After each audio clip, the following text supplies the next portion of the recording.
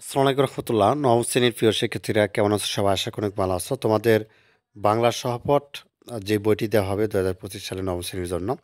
তো এই সহপাঠ অর্থাৎ বইটি বাংলা বইয়ের মধ্যে কী থাকতেছে এবং কী, কী বিষয় থাকবে সেটি দেখাচ্ছি তোমাদেরকে। এবং তোমরা নিশ্চয়ই জানো যে তোমাদের যে নতুন কারিকুলাম ছিল সেটা সম্পূর্ণভাবে বাতিল হয়ে গেছে এবং তোমাদের নতুন করে বই দেওয়া হচ্ছে এবং বেশ কিছু বইয়ের কিন্তু পরিবর্তন হচ্ছে, ঠিক আছে? বা পরিবর্তন হয়েছে ইতিমধ্যে। তো যাক, তোমাদের বাংলা সহপাঠী আসলে কী থাকবে নবম দশম শ্রেণীর জন্য সেটি দেখাচ্ছি তোমাদেরকে। তো অবশ্যই ভিডিওটি শুরু থেকে শেষ পর্যন্ত দেখো এবং তোমাদের মূলত যে পুরাতন কারিকুলাম ২০১২ বা ১৩ সালের সে অনুযায়ী দেওয়া হচ্ছে, ঠিক আছে? আর বেশ কিছু পরিবর্তন হয়েছে, তোমরা ইতিমধ্যে জানার জন্য বাংলাদেশের বিশ্ব পরিচয় বা তোমাদের হচ্ছে ইতিহাস, ঠিক আছে? বাংলাদেশের ইতিহাস এই বিষয়গুলো কিন্তু বইয়ের মধ্যে অনেক কিছু বিষয় পরিবর্তন হয়েছে। তো যা হোক, তোমাদের জন্য একটা অ্যানাউন্সমেন্ট রয়েছে, সেটা আমরা একটু দেখি তোমাদের হচ্ছে বইয়ের মধ্যে কী থাকতেছে সেটি বলতেছি। তো তোমরা ইতিমধ্যে এসএস ফিচার স্কুলের নাম শুনেছে এবং তাদের যে ভর্তি কার্যক্রম অর্থাৎ সেটি কিন্তু শুরু হয়েছে এবং ৫ জানুয়ারি কিন্তু ক্লাস শুরু হবে, ঠিক আছে? তো এই ভিডিওটির কমেন্টে এবং এই ভিডিওটির ডিসক্রিপশনে লিঙ্কটা দিয়ে দিচ্ছি। তুমি এখানে আসার পর যে ক্লাস 9 বিজ্ঞান লেখা আছে এখানে ক্লিক করবা।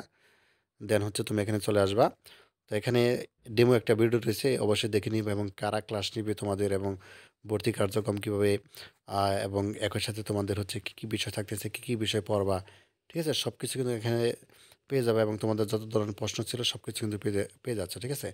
এখানে বাংলা, ইংলিশ এবং general math, higher math, physics, chemistry, biology সব কিছু কিন্তু থাকতেছে এবং কোর্সটা কীভাবে এনরোল করবা সেটিও দেখিয়ে দিচ্ছি। তো ভর্তি হতে হবে শুরুতেই, এখানে ভর্তি হতে ক্লিক করবা এবং দেন হচ্ছে একটা ফোন নাম্বার দিবা, ওটিপি যাবে, ফোন নাম্বার ৬ সংখ্যার এবং ওটিপি দিয়ে এগিয়ে যাবা, ঠিক আছে? ওই তথ্য দিয়ে তুমি হচ্ছে প্রথম ভর্তি হবা এবং তোমাদের যে পছন্দের কোর্স রয়েছে সেটা হচ্ছে তোমরা এনরোল করে ফেলবা এবং অনেক কিছু সুবিধা রয়েছে তোমাদের, সেগুলো হচ্ছে এখানে নিচে অর্থাৎ দেখতে পাবা সব কিছু। তো যাক, এখনও যারা ভর্তি হয়নি অবশ্যই ভর্তি হয়ে যাও।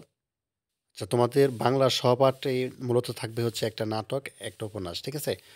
তো উপন্যাসের তোমাদের হচ্ছে এখানে বিশেষ করে যে কাকতরা যে উপন্যাসটা রয়েছে সেটা রয়েছে তোমাদের এখানে শুরুতেই এবং কাকতরা উপন্যাস তোমরা ইতিমধ্যে অনেকেই হয়তো বা নাম শুনেছো, আবার নাও শুনতে পারো।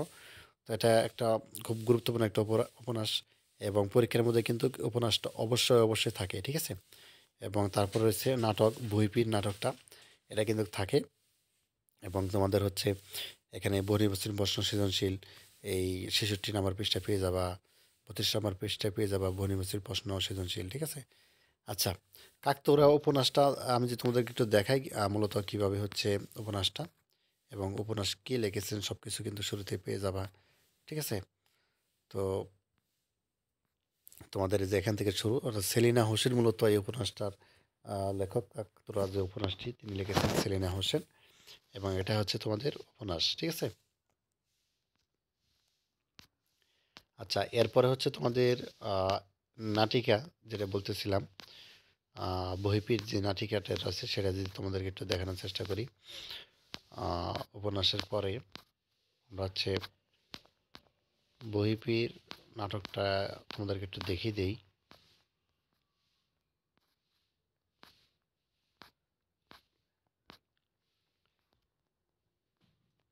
এটা হচ্ছে নাটকের আহ, মূলত কে লিখেছেন নাটকটা সেটার বিস্তারিতভাবে এবং কত সালে প্রকাশ হয়েছে। আচ্ছা, এরপরে হচ্ছে তোমাদের নাটকের মূল অংশ দেখা এখান থেকে। এটা লিখেছেন সৈয়দ অলিউল্লাহ, ঠিক আছে? বহিবীর নাটকটা লিখেছেন সৈয়দ অলিউল্লাহ।